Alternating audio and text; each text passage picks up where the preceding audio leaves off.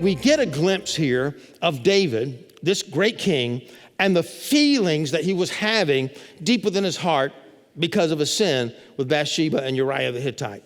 It says, in fact, here's this prayer. Be gracious to me, O God. Now, this word gracious in the Greek, in the New Testament, would mean God's undeserved favor. But I think some of your translations have this word best in the Hebrew, which is, God have mercy on me. Because mercy is not God's unmerited favor. Mercy is holding back the judgment and the wrath of God. And he's praying for that. Lord, please hold back your judgment for me according to your loving kindness, according also to your greatness and your compassion. Blot out my transgression. This word blot out means to scrape it. Just scrape it off like it never happened. It's almost like, if you can just take, a tattoo and somebody says, it's your old girlfriend or something, you're whatever, and you want to scrape it off. You want it like it never happened before. This is something deep within his heart.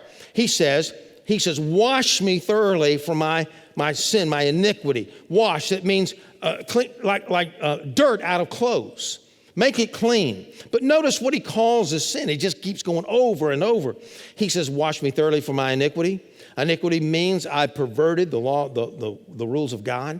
Cleanse me from my sin. This means I've missed the mark of God. The Bible says, for all have sinned and come short of the glory of God. The glory of God is the mark of perfection. We've all missed that. He recognizes that, but I think it goes deeper here. He holds himself to a higher standard because he is the king over Israel. And he says, I've missed that mark. Never mind I've missed God's mark. I've even missed my own.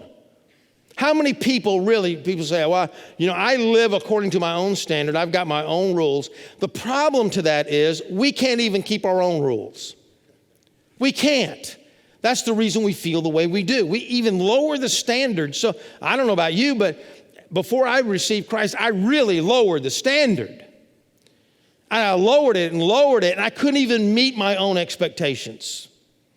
And I still don't meet them today. We all still kind of wrestle with that, don't we?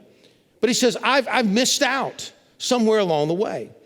Then he says, in his confession, for I know my transgressions. He just keeps repeating something else. He says, look, I've broken the law of God. What's he saying here? It's more than just, he says, wash me, blot out my transgression, my iniquity, my sin. It's not that he's broken the law of God. He realizes he's broken the heart of God.